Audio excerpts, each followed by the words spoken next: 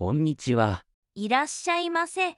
喉が渇きました。飲み物を探します。どうぞ。飲み物がここにあります。見つけました。この甲羅はいくらですか？ 120円です。じゃあ、甲羅を一つお願いします。はい。他に何かいりますか？はい、温かい食べ物はありますか？はい。おでんと唐揚げくんがあります。じゃあ、唐揚げくんを一つ。温めますか？はい、お願いします。はい。少しお待ちください。おにぎりはどこですか？後ろの棚です。